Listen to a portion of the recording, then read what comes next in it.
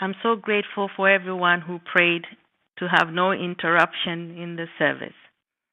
I have a testimony from one of our members from Paris, and he says this.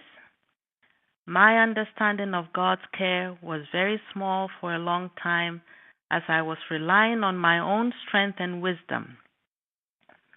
God to me was an intellectual concept, not something tangible.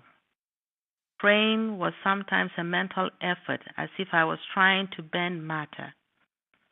My practitioner helped me to understand the ever presence of God.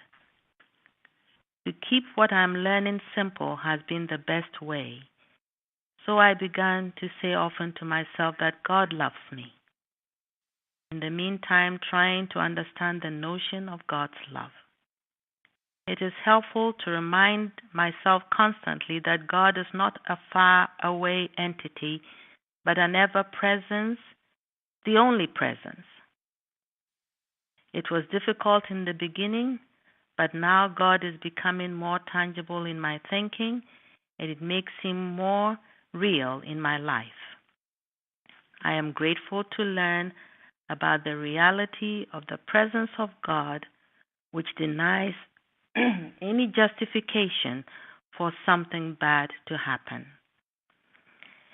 And I have much gratitude myself for this subject of forgiveness because it was something that challenged me a lot.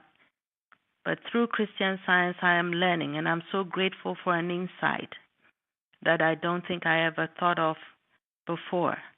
How Jesus lived a life of forgiveness.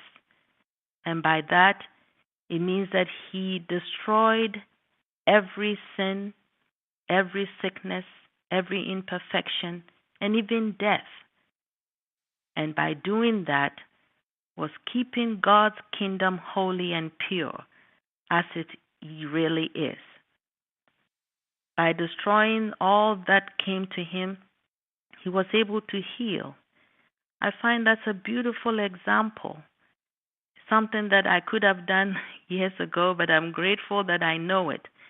I used to cherish resentment, and I was the one suffering. And here he is. What a beautiful example. Destroy the sin, the wrong that anybody does, destroy it in my own thinking first. And I'm sure most likely I won't see it. And also I won't be tempted to do the same things. I'm so grateful for this insight because this is how Jesus beheld in science the perfect man, the purity of the real man. I can't say enough about it. I'm grateful for Mrs. Eddy for all that she has taught us, all that she suffered to give to mankind.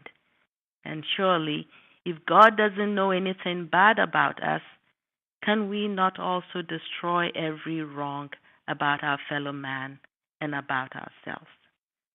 I'm so grateful for all the testimonies, the music, and everyone's contribution in prayer for our unity tonight.